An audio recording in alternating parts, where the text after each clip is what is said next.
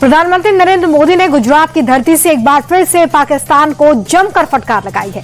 प्रधानमंत्री ने बताया कि सीमा पार से आतंकवाद का ये नेक्सस आखिर क्यों ऑपरेट होता है। क्योंकि पाकिस्तान हमेशा लड़ने की हैसियत नहीं रखता, इसलिए उसने जंग के लिए प्रॉक्सी तैनात किए हैं। प्रधानमंत्री ने आतंकवाद समर्थकों को चेताया कि अगर भारत की जमीन पर किसी भी तरह का हमला हुआ तो अब हम छोड़ने वाले नहीं हैं। उसने प्रॉक्सी वॉर चालू किया। सैन्य प्रशिक्षण होता है, सैन्य प्रशिक्षित आतंकवादी भारत भेजे जाते हैं और निर्दोष निहत्थे लोग कोई यात्रा करने गया है, कोई बस में जा रहा है, कोई होटल में बैठा है,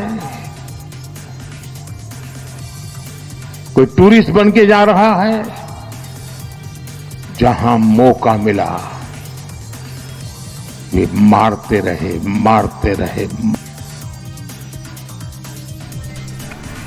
घाटी में हालात अब धीरे धीरे सामान्य हो रहे हैं और इसी पर जोर देते हुए सीएम उमर अब्दुल्ला ने पहलगाम में कैबिनेट की विशेष बैठक बुलाई। इस मीटिंग में आतंकवाद के खिलाफ आगे की रणनीति पर बात हुई है और इसके बाद सीएम उमर अब्दुल्ला ने कहा कि दुनिया की कोई भी ताकत जम्मू कश्मीर के विकास को नहीं रोक सकती है। श्रीनगर में फौरी तौर उन्होंने बारामारी और ट्यूलिप गार्डन पे रोक लगाई। मेरा अपना ये मानना है कि अगर ट्यूलिप गार्डन पे रोक लगाना जरूरी पड़ा तो फिर सारा कश्मीर ही बंद करना पड़ेगा हमें।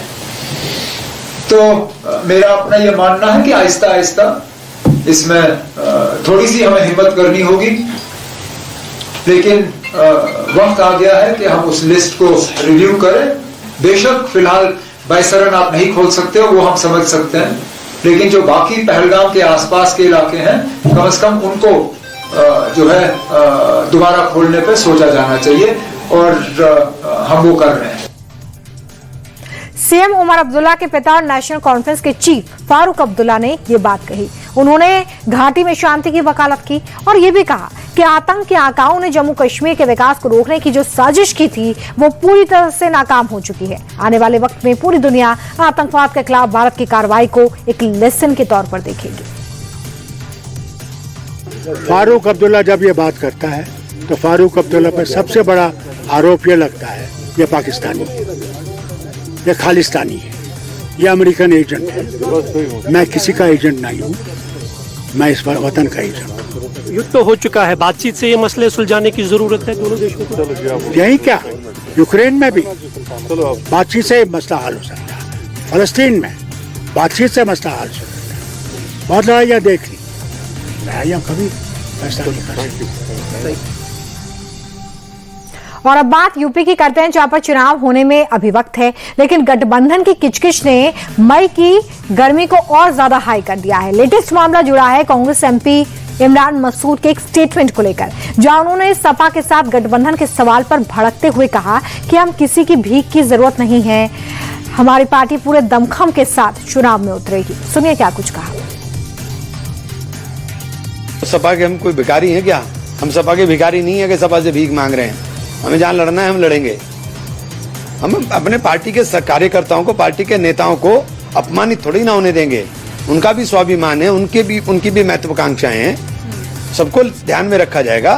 सम्मान नहीं करती समाजवादी पार्टी। जब ये इस तरह की बातें होती है तो ये सम्मान की बात तो है नहीं। मैं तो बात इतनी कही कि सम्मान की बात तो नहीं है ना। ये आप कैसे कह सकते हो कि हमारे पास कैंडिडेट नहीं है? तो इस बार सीटों के बंटवारे में कांग्रेस हमने तो बाई इलेक्शन छोड़ दिए थे, फिर क्या हुआ? हमने तो आपके लिए छोड़ दिया था ना बाई इलेक्शन, जाइए आप लड़ा लीजिए। तो फिर क्या हुआ? नतीजा तो आपके सामने है ना, नतीजा आपके सामने है। पार्लियामेंट के इलेक्शन के फौरन बाद ही बाई इलेक्शन हो गए, तो क्या रहा?